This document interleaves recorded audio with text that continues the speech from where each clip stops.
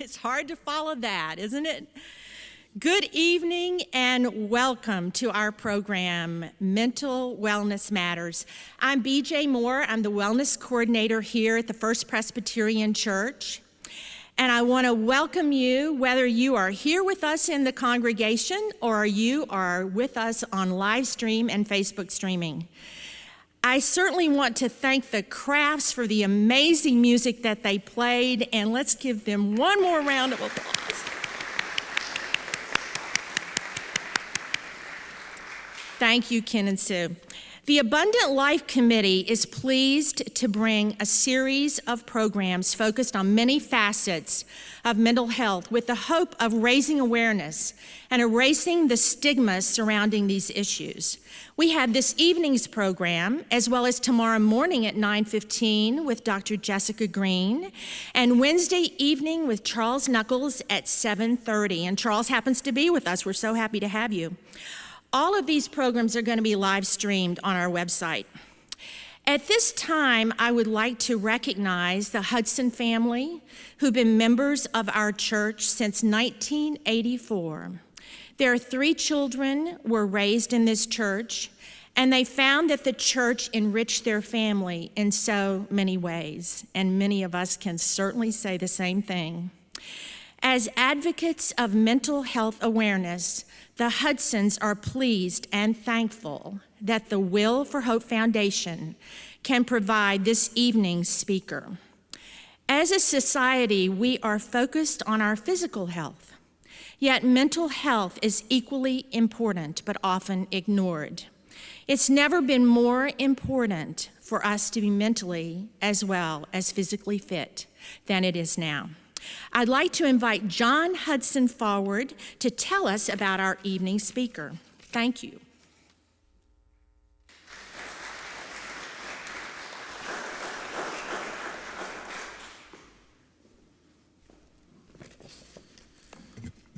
Good evening.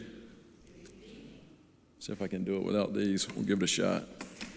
BJ, thank you so much, and thank you to all of the members of the committee who have taken the time and put in the effort to put this evening as well as the entire week together. I know it's going to be informative and great, so thank you.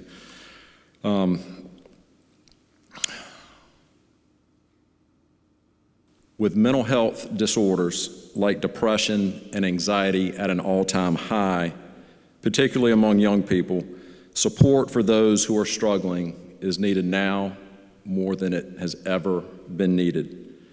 Navigating mental health challenges can be difficult. They can affect anyone at any time, but they should be confronted with courage and hope, not fear and shame. This realization is what led our family to start the Will for Hope Foundation in 2019 after losing my brother Will to suicide at age 38. Will spent much of his college and young adult life struggling with major depression and addiction. If you met or knew him, you likely would not have known he suffered from mental illness at all. He was smart, he was kind, he was funny. He had a huge heart and an endearing laugh. He was an accomplished tennis player and a passionate musician who absolutely loved playing guitar. He had tons of friends from all walks of life through high school and college, and then in his professional life where he worked in commercial real estate right here in Myrtle Beach. But as is the case with so many people who battle depression, Will chose to hide and attempt to manage his condition, which only exacerbated the struggle. Despite countless doctors, medications, and even a 3-month stay at an inpatient rehab facility, Will struggled hard, and his family struggled with him. Will desperately wanted to find a quick and permanent fix for the problem he was dealing with so he could have a normal life. But as we've come to learn, with major depression, there are no easy solutions. There are no quick fixes. The solution is to learn to manage and adjust your life to the disorder rather than to try to fix a problem that will most likely always be present to some degree or another. At the time of Will's death in July of 2016, he had been on what seemed to be a good path for almost 3 years. He was working, attending regular AA meetings, playing tennis, and he was also recently engaged. So things around him seemed good, at least to those on the outside looking in. I can only think that when Will decided to end his life on that hot July day, it was the first time he truly felt relief from the pain and darkness he had continually faced for so very long. It wasn't until about a year after we lost Will that we realized as a family we had a decision to make. We could continue to turn inward and forever wrestle with the countless what if or why didn't I scenarios, or we could turn outward and try to turn an unspeakable tragedy into a way of hope for others. This brings me back to our family's foundation, Will for Hope. The primary mission of Will for Hope is to provide funding to support programs that help educate and break the stigma around mental illness and offer ways for people struggling, as well as their loved ones, to seek help and to connect with others. Since founding Will for Hope in 2019, we have raised close to $100,000.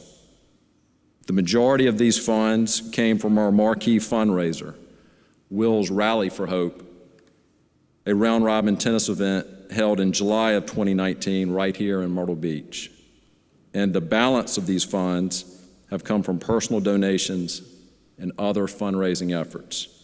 For instance, this past fall, Mark Brown, who was a standout linebacker for the Hammond Skyhawks football team in Columbia, and someone who has been friends with both of my boys since childhood, raised over $19,000 through his Tackles for Will fundraising campaign.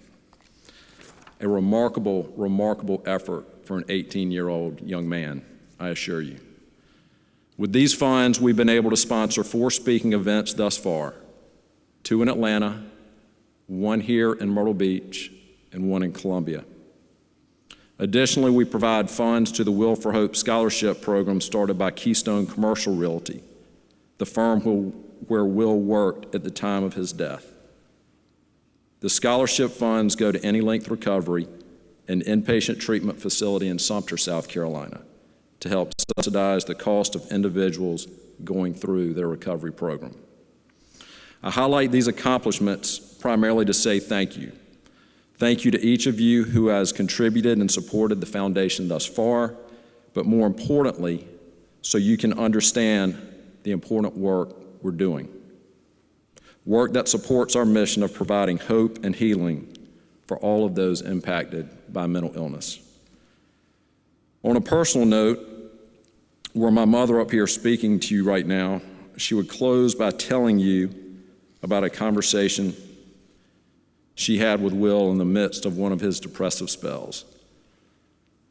On that particular occasion, Will said to her, "Mom, I am tired of letting people down."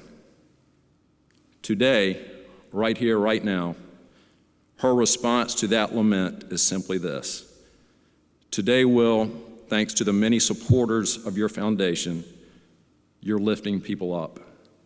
God is at work."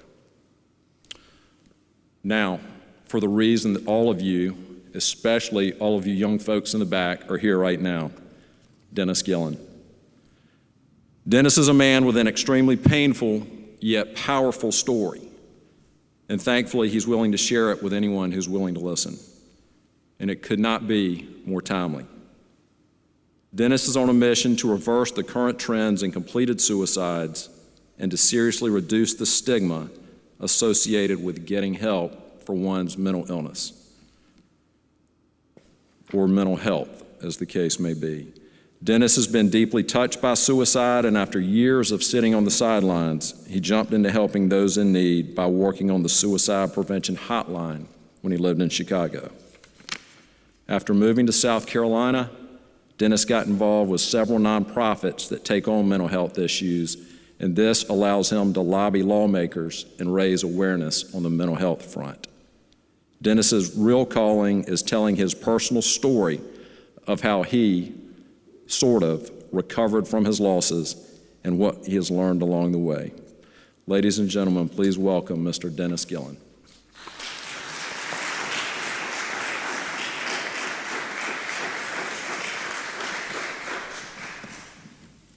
Thank you, John. Thank you, thank you. Can you all hear me? Raise your hand if you cannot hear me. It's a trick question, sir. All right. I think if I'm going to stand in front of a church, I should open up with a quote from the Bible. It just feels proper.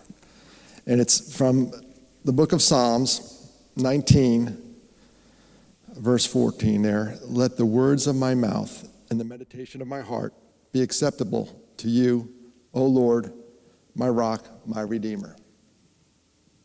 And John, thank you very much for the introduction. Hudson family, thank you. Ken, Sue, thank you for the music. And Jody, my sound guy, thank you. I always forget that. I have to do it in the beginning. I always forget to do that. There I am, the journey towards recovery. And some of you are looking at that picture going, COVID was not kind to this guy. Look at you. Somewhere I gave up on the hair. I just lost control of it over the last 2 years. But I did not come up with that title. I had a marketing guy come up with that title. I was an accounting major in school, and we're not known for our creativity. I came up with the bottom one. Suicide stinks. So without further ado, let's get into it. My name is Dennis Gillan. Suicide stinks. Thank you. That's all I have. Take care, everybody. It was a great. I got to drive back to Greenville, about 4 hours. I totally wish I can get up here and say 2 words and get off the stage. But I owe you more than that. And for years, I never wanted to talk about this subject. I didn't want to talk about it. People would come up to me. I'd be at like an event, like let's say a cocktail party somewhere, a soiree, whatever you call it. I'd be at an event, and somebody who knew my story would come up to me and say, Dennis, this person lost somebody to suicide. You should talk to them. And I would try to get out of the conversation. I would say something like, hey, isn't that Big Boy from Outkast over there? And get out of it. Now, that name, Big Boy from Outkast, did not register with me, may not even register with the kids, but I know Big Boy from Outkast. That's Big Boy right there. And if you guys remember a couple years ago, that Shake It Like a Polaroid Picture? Yeah, that song, Hey Ya, that's the guy. That's the guy. I was sitting behind him at a football game in Atlanta, and somebody said, do you know who you're sitting behind? I just said, some dad yelling at his kid. His kid was playing. I said, some dad. And he goes, no, that's Big Boy. I'm like, doesn't ring a bell. Outkast. I said, doesn't ring a bell. And they said, shake it like a Polaroid picture. I said, I know that. That I know. I've embarrassed my kids at a wedding dancing to that song. I know that song. So what I was doing for the last 5 minutes was deflecting. And ladies, that's the greatest deflector on the planet right there, Wonder Woman, right? She has those bracelets. I have to put my Wonder Woman, Linda Carter, and then the kids' Wonder Woman, what's her name, Gail Gadot, I don't even know that. Linda Carter will always be my Wonder Woman. But she has these bracelets, and that's what I would do with these conversations. I would deflect. I would get out of the conversation. Dunk, dunk, dunk, dunk. I'm not doing it. I'm not doing it. I'm not talking about it. That's why I admire the Hudson family for so quickly jumping in and saying, I've got to do something about this. For years, boink, boink, boink, I deflected. And that's what my therapist called it. You're deflecting. That's an actual term she used. When she's asked me a question, I try to get out of it. You're deflecting. Tell me the truth. Now, Wonder Woman has a tool that when she wants the truth, she takes that lasso of truth, that whip she has, and she wraps it around the bad guy, and it's always a guy. For some reason, it's always a dude. Sorry, fellas. But he has to say the truth. If not, the rope squeezes him. So no more deflecting. I'm going to put on the lasso of truth. I'm going to tell you how I became from an accountant to a mental health advocate. Not a psychologist or psychiatrist. They're here in the room. There's professionals here. I am not one of them. I was just a guy bopping through life, and some events happened. The first one happened when I was in college.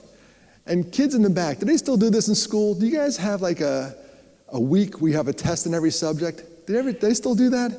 I said something, yeah, like all of a sudden you're like cruising. I was like, oh my gosh, every subject this week.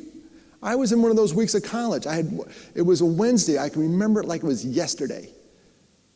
I had a test in accounting and finance the next day on Thursday. So there I was in my apartment. I was packing up my bags, my backpack. Sorry, here's my Wednesday books because I got to go to my Wednesday classes.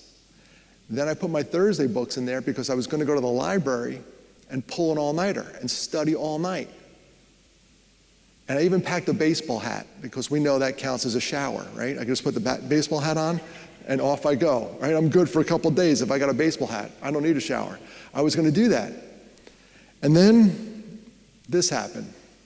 I'm packing up my backpack. I remember this in this apartment on Hill Street, and I'm packing it up, and my sister Janice calls. And there we are, right there, upper left, fully staffed Gillan family.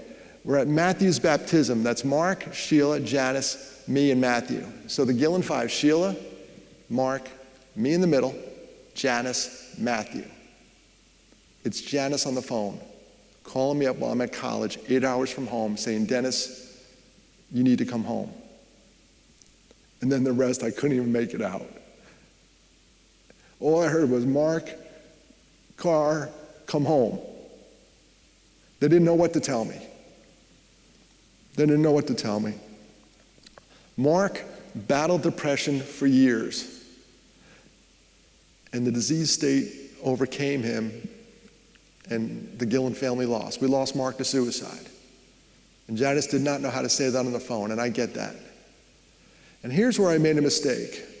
If I can call an audible in my life, I went home. Remember, I got the call Wednesday. I left Thursday morning to go home. We buried Mark that weekend, and on Tuesday, I was back in school. That's how we used to handle this stuff. We put it in a box and not deal with it. I'm not touching that. And I fled. I mean, I wanted to go back. I wanted out of there. Looking back, I'd call an audible in my life. I would take a little time out and get my act together because I was not ready to go back to school. And what did I do while I went back to school? Kids, don't do this in the back. I did not run into the arms of a competent counselor. I ran into the arms of an incompetent bartender, and I don't know what it is about the internet. The internet loves cats. I love dogs. I typed in drinking, and this guy shows up, right? Is it a fair statement to say that's not a good coping mechanism? Is that a fair statement? Yeah, I see some heads nodding. I'm depressed. Alcohol is a depressant. Let's put some gasoline on this fire and see how it works out. Here's why it's an awful coping mechanism, because I wasn't the only one doing it. Remember the Gillan five: Sheila, Mark, Dennis, Janice, Matthew, the little guy. If I was drinking at what was an Olympic level, Matthew was a pro. One night in Carlisle, Pennsylvania, where I lived, I got out of school, I got a job with Merck Pharmaceuticals, I'm doing okay, married, have the house. Matt comes to visit me. One night, we're all drinking. We never talked about Mark. And we're both drinking together. And somewhere around 2:30 in the morning, I said, Matt, I got to go to bed. And I cleaned up all the empties, because we recycled, and I put them outside. Because I already was in trouble. I didn't want to get more trouble. I'm already in trouble. I'm trying to get out of it, right? Clean up the house. I put them out to recycling, and the next day I woke up and there were a bunch of empty beers at the counter, which means Matthew was drinking by himself. He was hurting just like I was hurting. And you never say it can't get any worse. Because 11 years later, 11 years after we lost Mark, 11 years later, the phone rings, and it's Janice again. And to this day, when Janice calls me, my heart skips a beat. And she knows it. She'll call me, Dennis, everything's fine, calm down, just want to see how you're doing. She knows it. Janice, what's up? Everything good? It just, because of these two calls. And this is the toughest slot I got. And give me grace after this. We'll go over warning signs and everything else. But this is the worst. I could see him, and I could smell him. If you have a sibling or a family member or a spouse or a loved one, you smell him. I could smell Matthew in that New York Rangers jersey. I could smell him. We used to wrestle all the time, as siblings would. I could smell that kid. And then the phone rang, and in a drunken stupor, with access to lethal means, Matt follows Mark. That's two. Folks, in the United States of America, we have roughly 45,979 a year. During COVID, the numbers went down. And if you're in the suicide prevention business, it went from 47 to 45,979. That's a victory. It's a victory. Little victories, little victories, little victories. Talk somebody back. It went down by 2,000. I'm not a big fan of the pandemic going on, but maybe there was something about us all getting together in the quarantine. Maybe we're more resilient than we thought. But the numbers actually went down, and I was happy to see that. But I'm here to tell you 2 is awful. The Hudsons will tell you 1 is awful. The number we want is 0. That's why, you heard in the intro, we got to get really cool talking about mental health early. Because I don't want to be in the suicide prevention business forever. I want to talk myself out of a job. But we want to get really cool talking about mental health. And I'm looking back in that corner because that's the future in the corner right there. That generation gets it, by the way. I talk at a lot of middle schools, high schools, and colleges. They'll talk about it. I couldn't talk about it with my dad at one time. I couldn't talk to my dad's generation. We just couldn't do it. But I'm putting a lot of hope in that corner back there, that you're all going to get really cool talking about mental health early. And you won't have to suffer like the Gillan family and the Hudson family did. So after Matt dies, what do? I drove to Carlisle, Pennsylvania. From Carlisle to New York. Matthew was buried in New York with Mark. And I had a 4-hour ride to drive back. And I'm here to tell you I didn't do this. Here's what happened on that 4-hour ride back. I was at a turning point in my life. I said, what are you going to do with your life, Dennis? It's one of those forks in the road. It just happens. And I was drinking a lot and doing other stuff. Like, what are you going to do with your life? I used to give this talk. When I lived in Columbia, I gave this talk a lot at a homeless shelter called Transitions. And I forgot the slide was up there. And I would have taken it out. Because a lot of those folks in that audience were in the homeless shelter because of substance use disorder. Or maybe a past trauma. There's a lot of things going on there to unpack. But so when I could see the slide coming up, I'm like, oh, darn it, I should have taken this out. And when the slide came up, almost to a man in the room, they said, no, you didn't do that. They were rooting for me, which was quite the different reaction. We're rooting for each other. Whether we know it or not, we're rooting. My talk is a journey towards recovery. Everybody in this room is recovering from something, and everybody loves a good comeback. I was so pleased with that response. They said, no, you didn't do that. And I was happy to report to that group, I didn't do this. When I drove back that 4 hours, it was one of those, Dennis, what are you going to do talks? Come to Jesus talks. What are you going to do with your life? And I decided to take a time out from drinking. Just time out. Time out. I'll come back one day. Time out. I am happy to report, these are tears of joy now, and pride. And you're not supposed to be proud, but I'm proud of this, that the timeout still goes on. And here it is. I am now 27 years, 9 months, 10 days. Too bad this wasn't on PowerPoint because I use animation. The alcohol goes off the screen. I'm not counting the days, but the internet will count for you. I know the last night I got drunk. It was the night we buried Matthew. I know it. I have the obituary in my wallet. I know that day. And I also know what today is. So it's 10,146 days sober. BJ started clapping. She's the wellness person. She's like, yay, stop it. Oh, all right, more. No. I'm going to throw it back to my audience. If you're going through something, do me a favor. Go through it sober. I go to a lot of colleges. I can't get up on stage. Hey, kids, don't drink. They're like, beat it, Grandpa. Get off the stage. I got it. I have 2 boys. I have beer in my fridge because of them. I don't want it, but they drink it. All right, you have a beer, or come on, anything to come over and see me, When they get older, they don't want to see you. I'll bribe them to come see me. But all I'm saying to you all is if you're going through something, go through it sober. And you know who likes the fact that I'm sober now? Everyone I drive around. I'm like the greatest designated driver on the planet. It's unbelievable. I get invited to all kinds of events. When I lived in Chicago, Notre Dame was playing Boston College. And a guy calls me up like a Thursday. He says, you want to go to the game? Do you think they invited me because of my charming personality? No, I'm a curmudgeon. No way.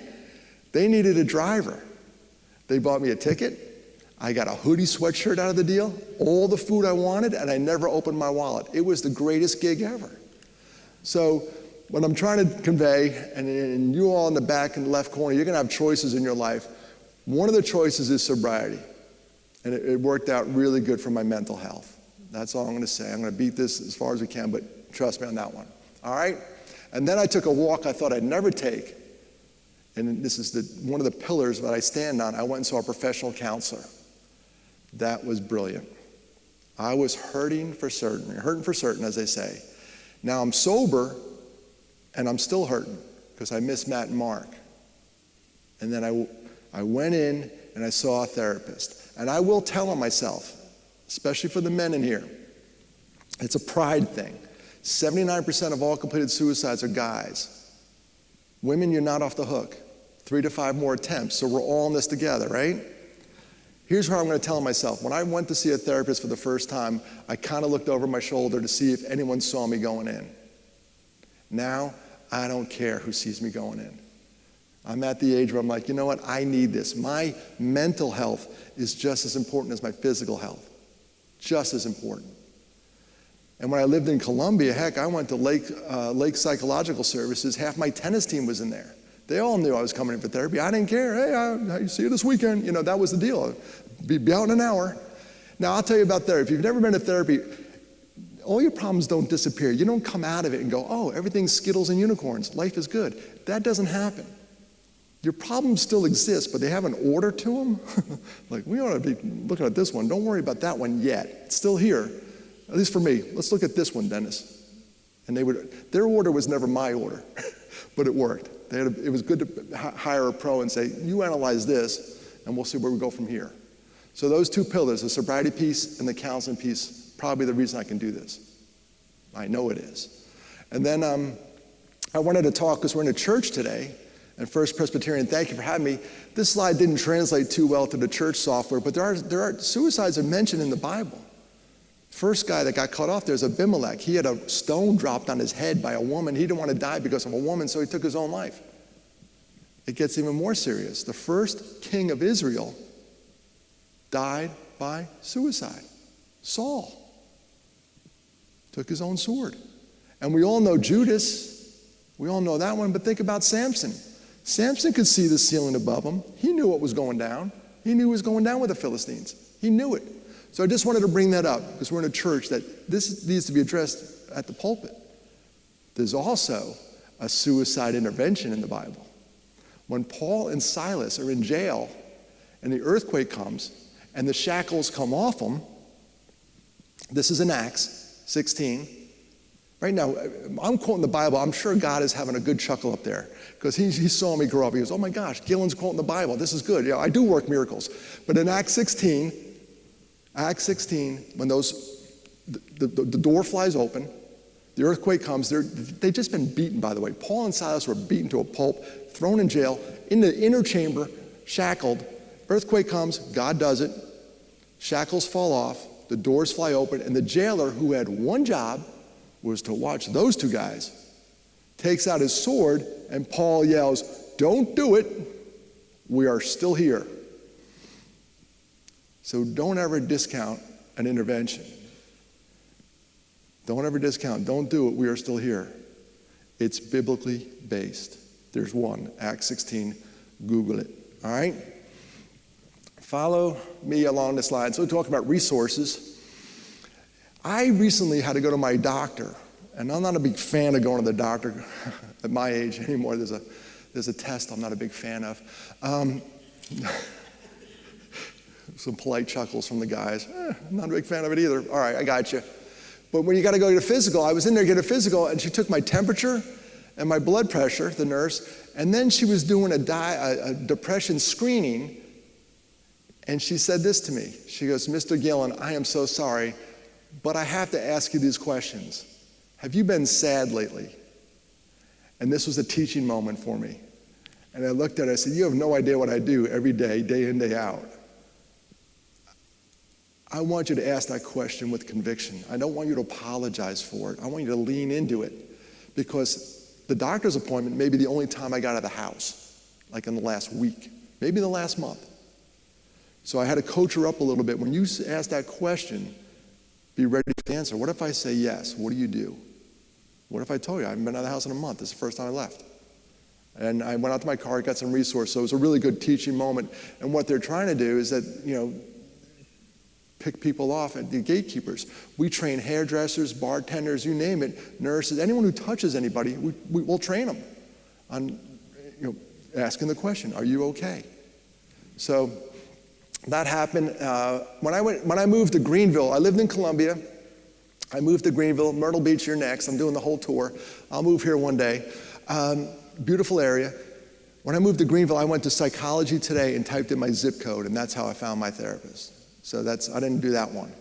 Also, kids in the back, did you notice is this on your school ID now, the 800 number, 800-273? There was a law passed where they're going to put it in I think this July, they're going to put it in your school ID, the suicide prevention number.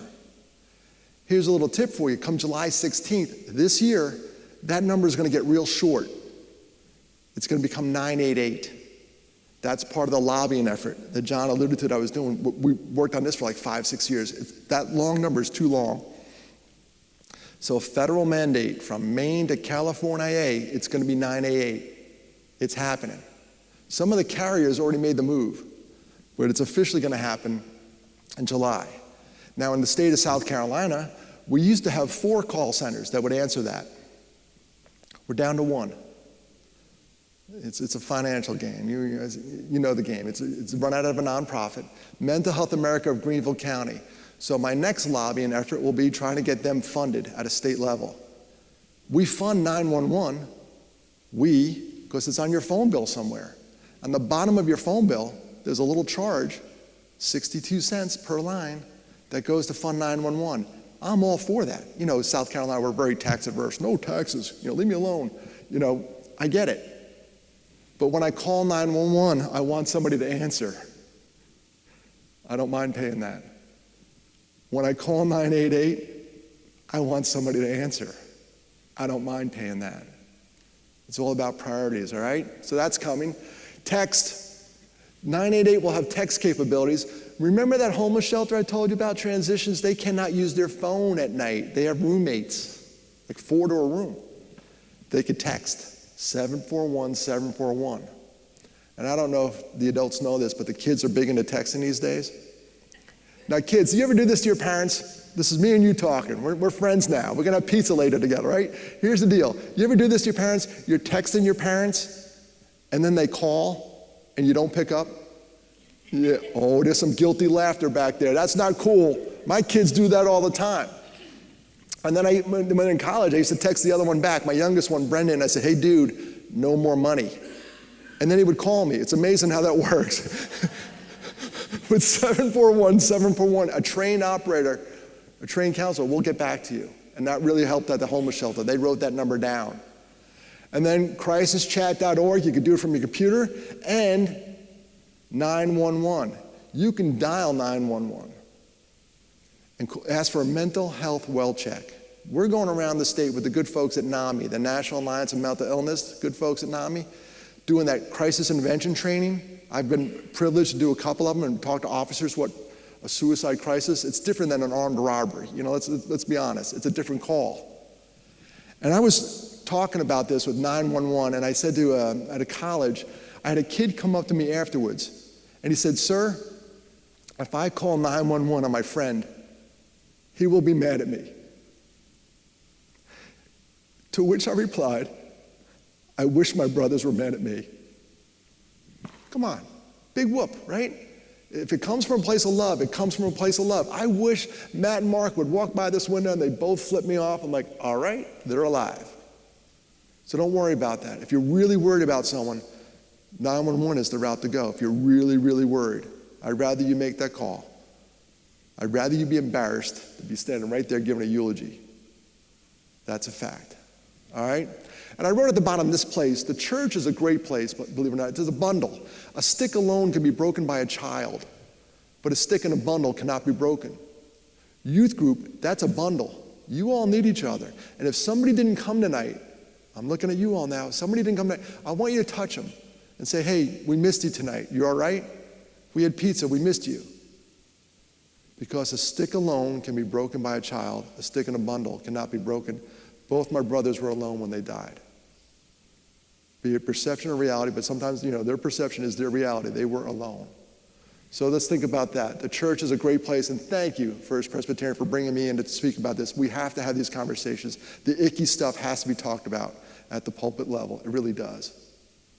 Church is a wonderful place at this table. So thank you, BJ, from the bottom of my heart. Here, my personal tips.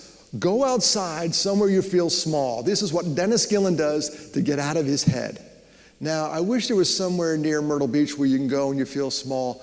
The beach, right? Whenever you're standing there and you see that vast ocean, all of a sudden you go, boop. That's why half you folks live here. 98% of you live here because of that. You love going to see that thing. And thank you whoever got my hotel room. I get to see it tonight. Thank you whoever did that. I get to look at it. I like to go small. I live in Greenville. I go hiking in the woods, North Carolina, in the mountains up there by Asheville. I feel small, and I'm out of my head. The other thing I do, have a safety plan. I brought it up here, and there's a couple in the back, and I'll email BJ. I'll get these for you. A safety plan. You may get this from your therapist. This is a good thing to have. What it does is it starts at the top. This is the red flags, and it starts here, and it escalates. I put my warning signs here. When I start feeling bad, Dennis Gillan, I don't sleep well. I don't sleep very well. That's my first sign. Something's up. And it goes down, like there's places I should go, people I should talk to. Actually, my go-to folks, my inner circle, these folks know they're on my plan. If I call Bill Matthews, he knows he's on my plan. He knows it. And then time to call the pros. Clinician name, emergency phone numbers. And it gets, and then the last thing is things I need to do to be safe. Things I need to do to be safe. So you should have a safety plan. You fill it out when you're well, and you whip it out when you're not so well. The other thing is get a purple file. In the back of that table, you'll see an article. I was featured in a magazine called Entrepreneur. And I'm joking because, John, you know the story. I was featured. I wrote the article. Some feature. What it was, it's called What Inspires Me. That's the feature article, and they allow guest writers to write about it. And I started thinking, what inspires me to do this work? My purple file. My purple file is full of notes from people who saw me speak. It's full of notes from my mom, birthday cards, stuff like that is in that purple file. Good stuff's in the purple file. Because when I'm having a bad day, guess where I go? To the purple file. And remind myself that we got to keep doing this thing. So have a purple file. It's been a real help for me. And it got me in a national magazine seen by dozens. Download an app. You all are big into your phones and all that stuff. I use an app, and everyone says, what's the best app out there? The best app out there is the one you'll use. The best exercise is the one you'll do, right? I have the UCLA Wellness app. One, it was free. I'm cheap. I like it. And two, there's a meditation woman on there. Her name is Diana Winston. Her voice just puts me to sleep like that. Whenever I am having trouble sleeping, Diana Winston comes to the rescue. She goes, breathe deep. Okay, Diana. And I'm out like 5 seconds later. And I need it. She calms me down. And when I'm at work and things are going down, they have different times, like 5, 13, 19 minutes. It depends on my stress level. This is a minor problem. Diana, let's do 5 minutes. No, I'm really ticked off. We're doing 19. We're going in. That works for me. Just like, come on, recenter. Come on, Dennis, come back. Be social even when you don't feel like it. Be social even when you don't feel like it. A lot of you kids tonight were out running around because it's a beautiful night. You didn't feel like coming to youth group. Thank you for coming. You're social even though you don't want to do it. When I got a divorce and moved from Columbia to Greenville, I moved into an apartment. I went from a house to an apartment, and the apartment did not face the sun. That was an awful choice. It was dark. I was dark. The apartment was dark. It was awful. But there were a couple guys who used to get coffee downstairs, and then one day we decided, hey, why don't we go outside of the building and get breakfast one day? So a bunch of us guys about my age went out and had breakfast. Folks, I haven't lived in an apartment in 3 years. We still go out to get breakfast.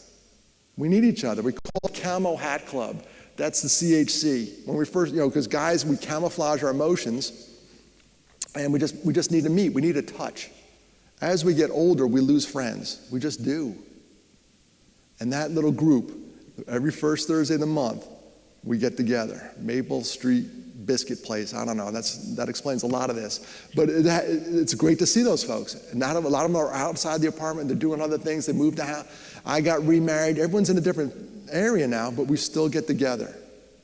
That's why I saw earlier, I think it was on your website when I was watching church this morning, you have a men's breakfast here. Awesome. And my mom's part of that Red Hat Ladies Club. That's awesome.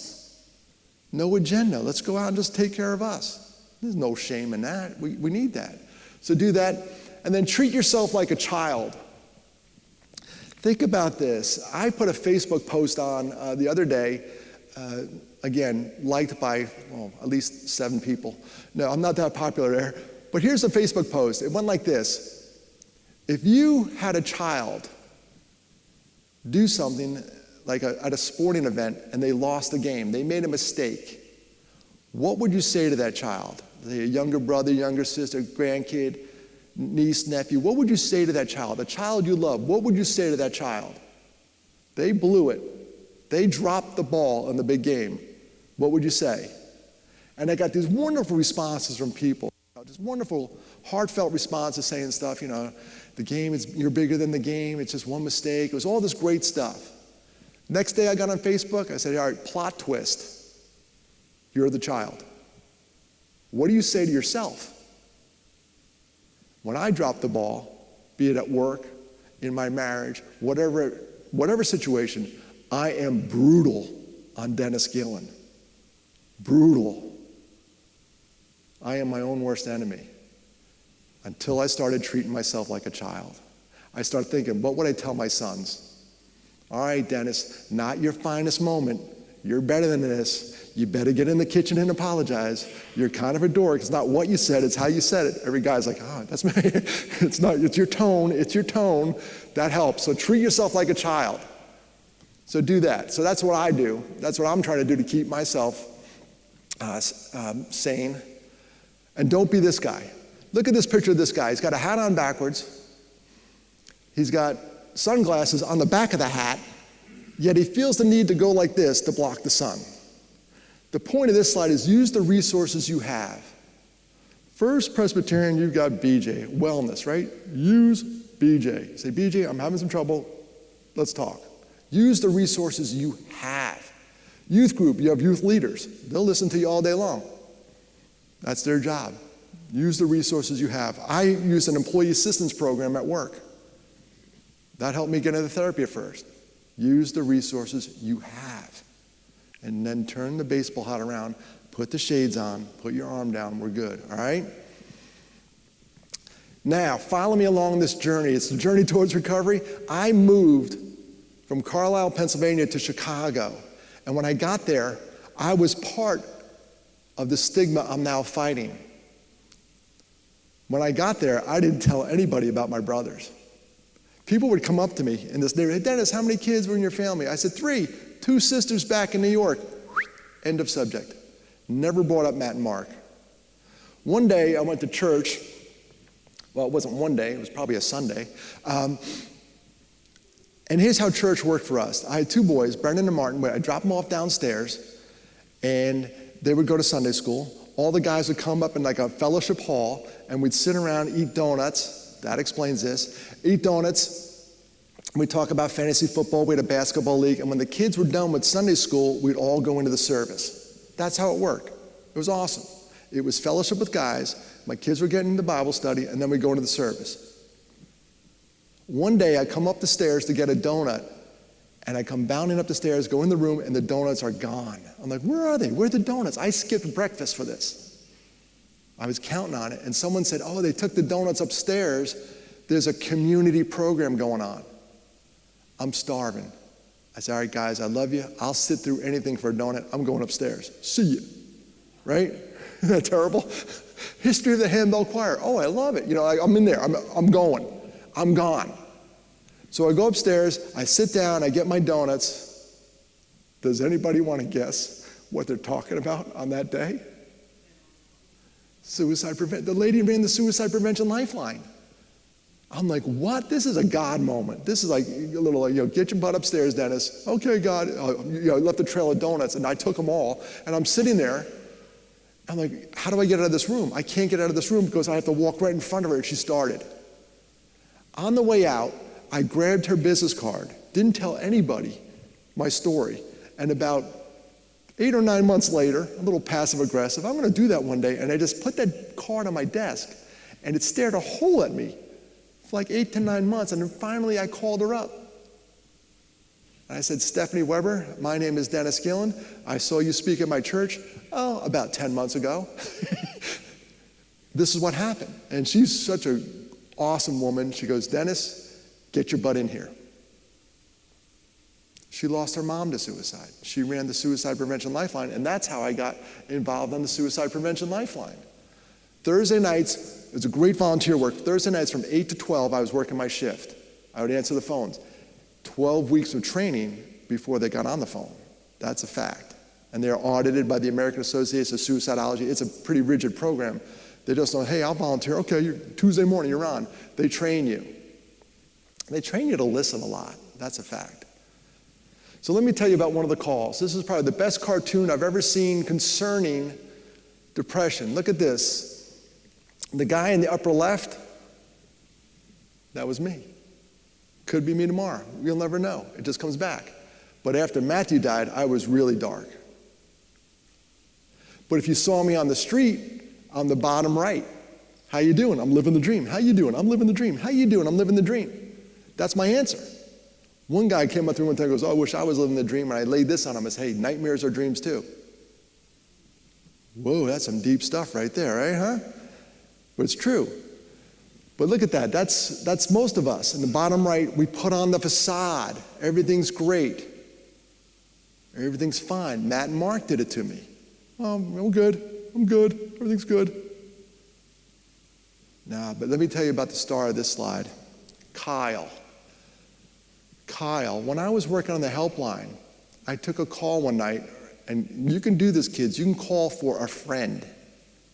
I keep talking to the kids. We can all do this. Adults, everybody in this room, we can do this. You can call for somebody you're concerned about. And Kyle was concerned about his friend. And his friend was texting Kyle really negative stuff. One of them, let me know if you can hear it. Kyle had the luxury of reading it, but let me know if you all can hear it. I'm on the phone with this kid. I said, Kyle, what does the text say? He said, sir, one of them says, Kyle, you've been a good friend. Did anybody hear the past tense? You've been a good friend. That's past. Kyle's like, no, I am a good friend. I'm a good friend right now. As we're on the phone, and I don't have the kid I need on the phone, I have his good friend Kyle on the phone, and we all need to be like Kyle. As we're on the phone, another text comes in, and it says, Kyle, I'll see you from the other side. Whoop, the meter just moved. I'm like, oh no. And we don't know where this kid is. He's in Chicagoland somewhere, city of 10 million. So I tell Kyle everything I know to tell him. One of them was, do not do this by yourself. Activate your network. Everybody, your mom, your dad, everybody. We're in the red zone. This is not good. And don't be afraid to call the police. Remember I said that one earlier. Let's go. Everybody, activate the adults. He was a kid in high school. About 10 minutes went by. The phone rang, and it was Kyle. And he said, sir, he's not picking up the phone anymore. Whew. It was hot. This thing was hot. I'm like, no. And there was a rule. We had a rule at the helpline, and this makes total sense. It said no outgoing phone calls. But you're also looking at a guy that lost 2 brothers to suicide. And some rules are meant to be bent, broken, snapped. And before I could think it, I have ADHD. Before I could think it, I said it. I said, Kyle, give me the number. And he gave me the kid's phone number, and I dialed it. And this young man did not recognize the phone number, and he picked up. Victory number 1. He's still with us. We talked for about an hour and a half. At first, he was really mad. Who gave you my number? Blah, blah, blah, blah, blah. You know, he was super mad, but he calmed down. And once we figured out that somebody loved him. Somebody loved him. Somebody who loves you gave me your phone number. How about that? And I say we talked for an hour and a half. He did most of the talking. The thing they taught us on the helpline was to listen. I never try to fix anything. And at the end of the day, this kid came up with this solution on his own. He was going to tell his parents everything. And as a parent, I'm all for that. Lay it on me. How bad is it? Let's go. We'll fix it. We'll work on it. Time. We got time. With suicide, we run out of time. We kick our best asset to the curb. I don't know where Kyle is, and I don't know where that kid is to this day. But it's my hope that they're out there doing something great, because somebody took notice, and that somebody was Kyle. And I want you all to be like Kyle. The warning signs. You know, he had those warning signs. What are some of the risk factors? They're out there. And this is hard for me to look at because of Matt and Mark. You know, our history, family depression, family history. The minute we lost Mark, guess what? We had a family history. We have one. All this other. And when I look at this, sometimes risk factors, I look at anybody in transition. The divorce, that stunk. That was horrible for me. Expelled, you know, any kind of sudden loss, you lose a job, any kind of transition, anybody in transition. And it can be anything. So those are the risk factors. Now, when I talk about risk factors, it doesn't mean that if you have any of this, you're heading towards suicide. That does not mean that. You could be heading towards a wonderful life, too. You just have to be here to find out. The other thing I want to talk about are warning signs. And we're going to put them in 3 buckets. Talk, behavior, and mood. Right out of the AFSP workbook here, American Foundation of Suicide Prevention. Talk, behavior, mood. I borrowed this from them. People will say they're trapped. I'm a burden. They may text it. So be ready for that, guys. Be ready, guys and girls. And take it all seriously, and don't try to fix it. Remember back to the helpline, that 90-minute call? One of the first things that kid told me was he was failing in school. And if I said to him right then and there, sounds like you need a tutor, he would have hung up the phone. He would have hung up. I just said, what else is going on? So don't try to fix it. I'm kind of talking to myself right here, because every time my wife has a problem, I try to fix it. I'm sort of talking to Dennis. You all are just here for the ride, all right? The other one is behaviors. Substance abuse, increased use of alcohol or drugs. I am not pointing any fingers, because 3 of them are pointing right back at me. After Mark died, I did all that. It didn't work. It cost us Matthew. I'm telling you, it happens. Sleep. Remember I talked about sleep for me is not a good thing. When something's going down, my sleep is off. I went and saw a neuroscientist speak, and when he started talking about sleep, I'm like, oh, you're talking to me now. And he gave me 3 tips. 3 tips that I'm going to share them with you. That's why you come to these programs. 3 free tips right here. Now, this is a safe room, right? We're all good now. We got to know each other a little bit. You're not going to laugh at me. This is how I sleep. The room has to be dark, and I sleep with an eye mask, and I love it, and I didn't pack it on this trip, and I slept like crap last night. I love that thing. I called home. I said, honey, on the pillow is my eye mask. She goes, yeah, it's right here. I'm like, dang it. I love that thing. The room has to be dark. It has to be dark. The other thing it has to be is cold. 72 degrees is too warm. This guy said 64 to 68 degrees. We open up the window now in Greenville because they're getting there. It's getting a little hot now. We're going to have to crank the AC. Remember cheap Dennis? I don't mind paying for that. I bought a programmable thermostat. You can hang meat in my bedroom at night, but in the morning that thing's cutting off. We're going to save some money now. Programmable thermostat. It gets really cold at night. And when we do open up the window in Greenville, we hear the neighbor's dog barking. So we buy a white noise machine. There it is. Oh, white noise. Just that noise. I have it on my phone. It's a great, Google plays it. If you say, hey, Google, play white noise, it'll do it. Hey, Alexa, play white noise, it'll do it. It's awesome.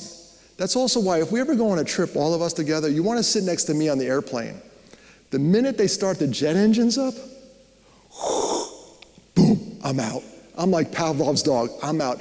Take off. I wake up. I'm like, are we there yet? No, we just took off, you idiot. Calm down. Like, I go to sleep immediately with that noise. And it's helped me immensely. Those 3 tips right there for me in sleep have been ginormous.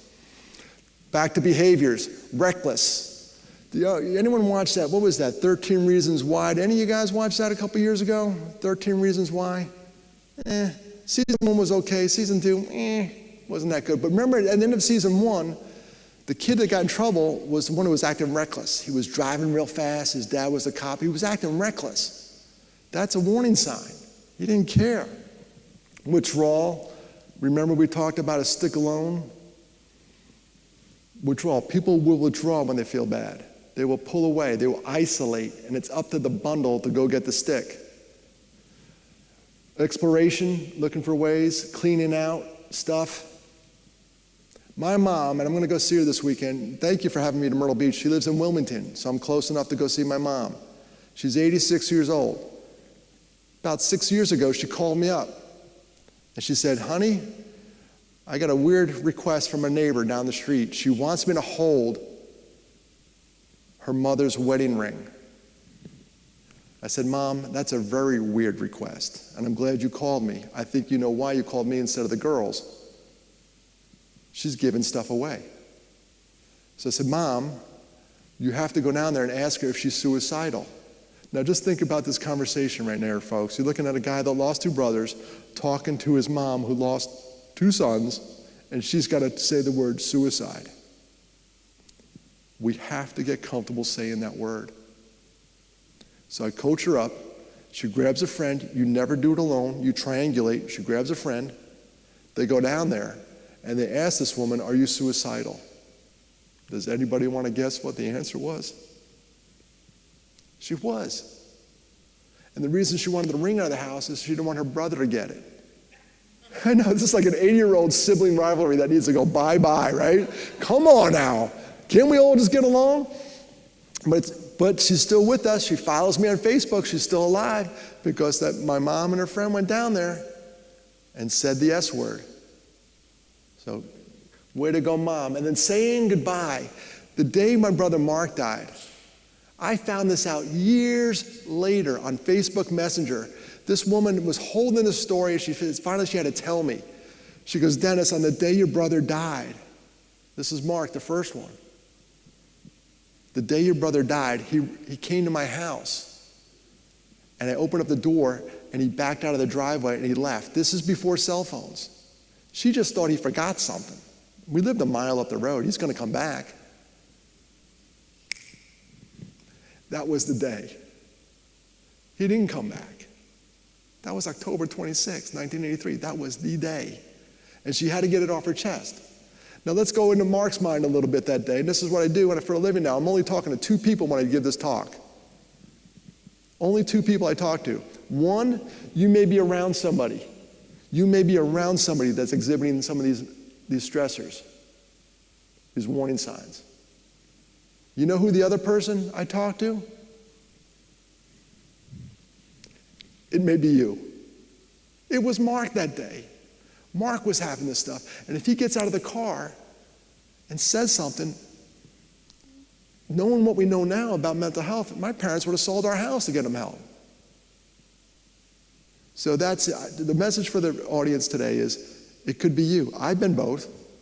I was doing okay. Matt died. Everyone was worried about Dennis. It happens. It's called life. I live most of my time in this bucket. I try to avoid that bucket like the plague. And I try to keep my head on a swivel, looking out for others. But sometimes that other one is sitting me right in the mirror. I got to take care of that guy. That's mindfulness. That's wellness. Take care of yourself. That's why when you're on an airplane, the oxygen mask, they always say, well, fall down, put yours on first before you can help others. The same for mental health. Take care of yours first, and then you go take care of others. All right, we're cool with that? So those are the 3 behaviors. The other one's mood. Mood. Talk, behavior, mood. Something's up. Something's different. Remember that neuroscientist I told you about who said, the sleep guy? He also said we had 3 brains based on nerve endings. One here, one in our hearts, and one in our guts, based on nerve endings alone. Sometimes you got to go with your gut. Something's up. The key is to look for changes. So talk, behavior, mood. Look for those changes, all right? We're all good there? The American Foundation for Suicide Prevention does an Out of the Darkness walk, and they do one here in Myrtle Beach. Right, Valerie? For years, you were the chairperson. I was on the board at AFSP for 6 years. I don't want to brag. Usually said by someone about to brag. But I was the board chair the year we won Chapter of the Year across the states. We were South Carolina, we were Chapter of the Year a couple years ago. How I got involved with those folks was one day I decided to do one of these walks. That was my first entree into the American Foundation for Suicide Prevention. And I signed up for the walk and I did nothing. I absolutely did nothing. And the walks are in the fall. So somewhere around July, August, September, somebody gets a hold of me. I'm on the walk committee, Mr. Passive Aggressive. I'm on the committee and I'm doing nothing. Somebody says, can you do something? So that night I went home and I wrote about my brothers. Journaling is a very good thing to do for therapy. And I wrote about them. And I wrote it on the donor page. And at the bottom of the page it said, do you want to send this to your contacts? I said, I'm not that popular, sure. I hit okay. And then the computer took a really long time. What I didn't realize was I used Gmail for my email, and this computer program counted anybody I ever sent an email to as a contact. It says, congratulations, you sent out 1,738 emails. I'm like, what just happened? People I went on vacation with did not know I had two brothers. They got the email. If I went to like info@myrtlebeach.org, they got the email. Everybody got the email. People came up to me in public, say, hey, I got that email. I'm like, hey, you weren't supposed to, you know? But as I was freaking out about it, my phone started pinging, pinging, pinging. That email raised about $9,000. And what they did at the walk in Columbia, they said, hey, you're the top fundraiser. Do you mind saying a few words? I said, I'll say 5 minutes. All right, I can do 5 minutes, sure. No, I can't. Here's what happened right before I went on. Right before I went on, they took a microphone and they passed it around. And everybody said the name of the loved one they lost. My mom is there. My dad, when my mom and dad got to my house, my dad looked at me and said, son, this is as far as I get. I said, Dad, I get it. Take Mom, I'll be back in an hour and a half. When you're grieving, you're all over the board, right? There's no recipe. So my mom's in the audience. I look up to see how my mom's doing. She takes the microphone and she passes it. That's fine. She can't do it. She passes it to this woman. This woman says the name of her husband. And then she goes to take the microphone and pass it around this little boy, and he's having no part of it. And he pulls her arm down, and the microphone ends up right in front of his mouth. And he says, my daddy. Right before I go on. That's why my head's down right there. Somebody took that picture. I'm crying my eyes out. I did not know any of those names. I just moved to Columbia, but I know my daddy. I know my brother. I know my aunt, my grandma, sister. I know them. That's why we got to get really comfortable talking about mental health. I never want to hear my daddy again. Then they go, ladies and gentlemen, Dennis Gillan. I'm like crying. It was awful. I couldn't even look over where that kid was. I couldn't do it. That's why we have to talk about mental health here in the pulpit. That's why we have to get really good about talking about this stuff. And kids in the back, I want you to really get cool about this stuff. We want these numbers to keep going down. We just do. So courtesy Gmail. I did another walk. There's our former governor, Nikki Haley. I don't care what your politics are. Remember, I lobby a lot. And if you're all about mental health, I'm all about you. D, R, or I don't care. But if you're going to spend money on mental health, I love you.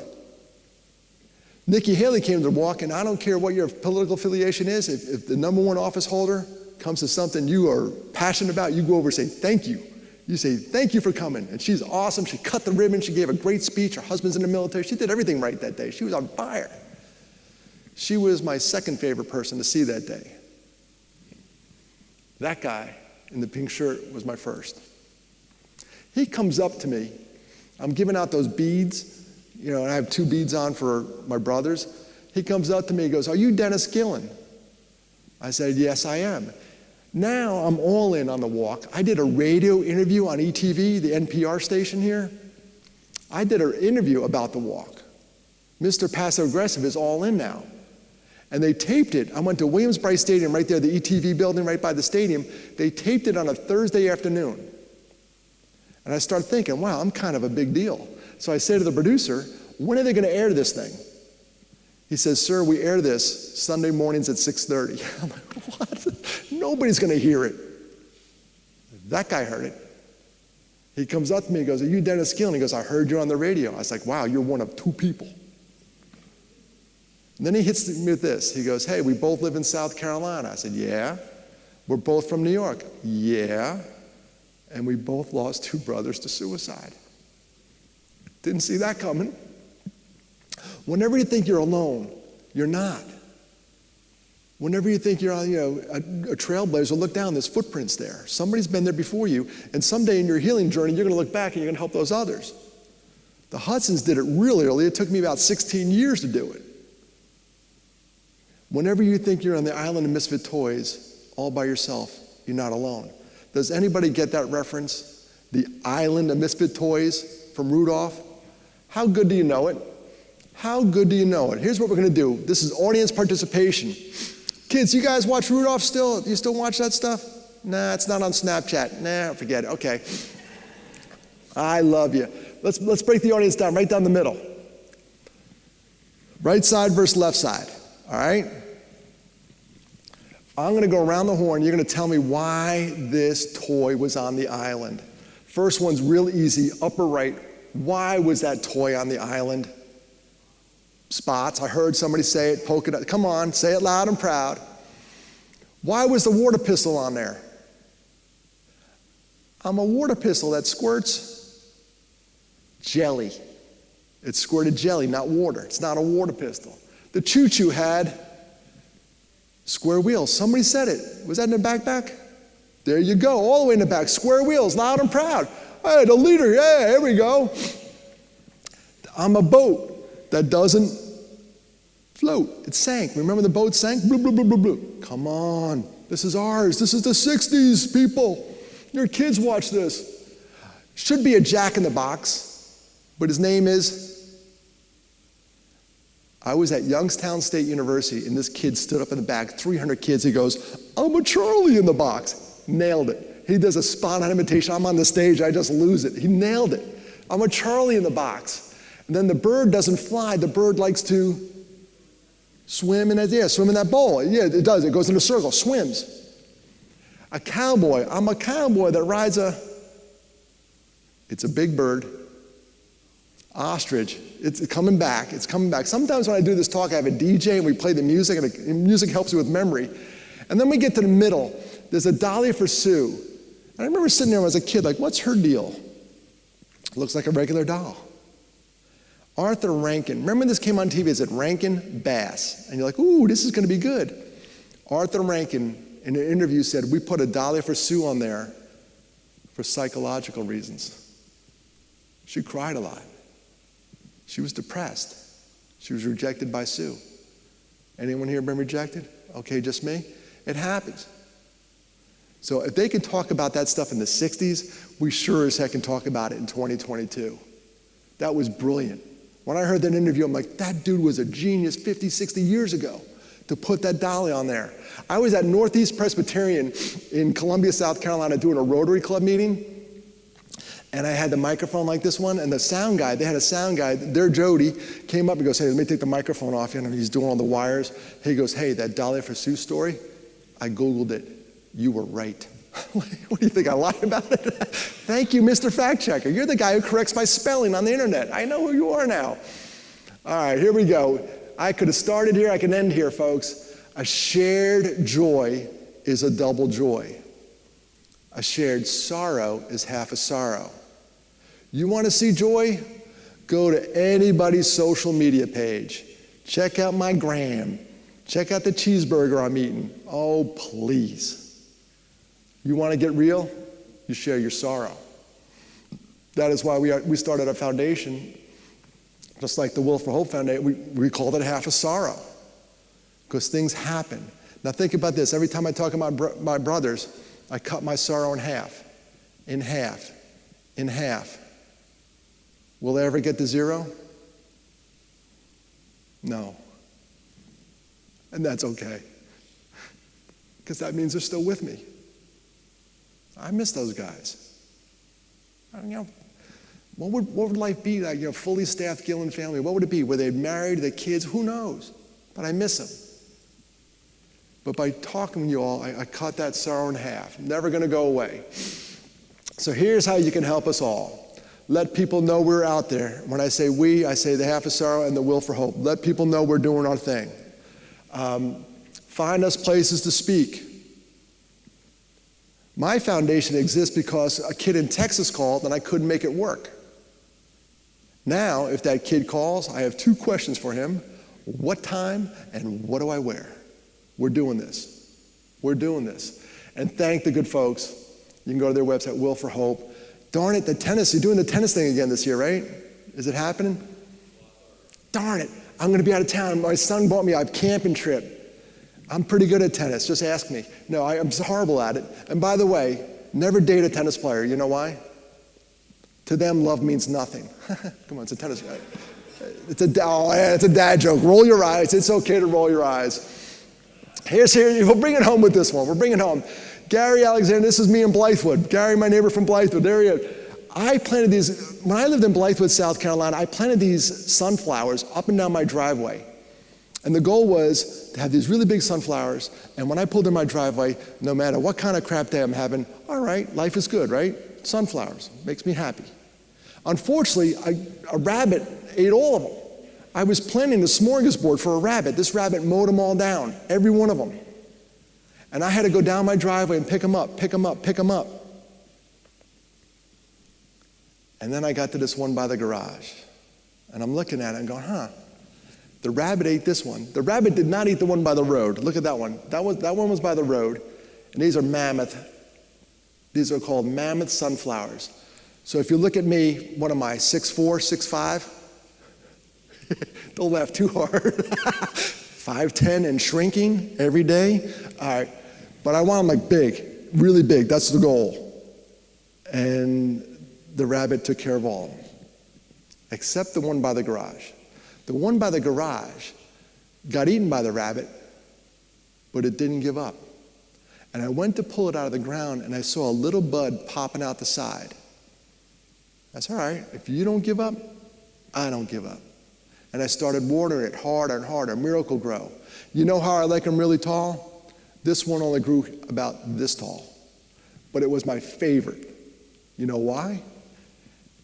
Because it gave me 3 flowers instead of 1. And this is where all the girls go, ah, ah. And all the guys go, that's not that cool. It is. It's the metaphor for us. Different is good. Different is good. So I'll close with a nice poem by Robert Browning Hamilton. I walked a mile with pleasure. She chatted all the way, but left me none the wiser for all she had to say. I walked a mile with sorrow, and ne'er a word said she, but oh, the things I learned when sorrow walked with me. This has been a real learning journey, and I'm so happy to have learned that I have new friends in Myrtle Beach, so whenever I want to come here, I get a place to crash. Someone's taking me in, right? I want to thank you all from the bottom of my heart for coming today. I want to start, since we have the youth here, can we do a little energizer for the group? Everybody stand up for a second. We're going to do like a youth energizer. I have never been beaten doing this, by the way. I go to colleges, and kids, I'm going to smoke you. You can't keep up with me, all right? You cannot do it.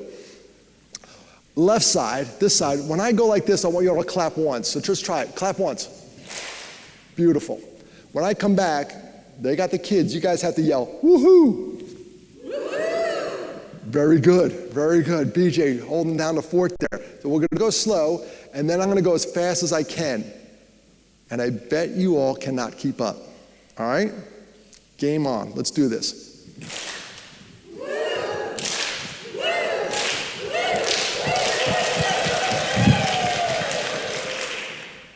My name is Dennis Gillan. You now know why I think suicide stinks. And thank you for that standing ovation. You're the best. Thank you. BJ, thank you. Thank you so much for being here. Oh, thank you. Thank you, John. Come on up, John.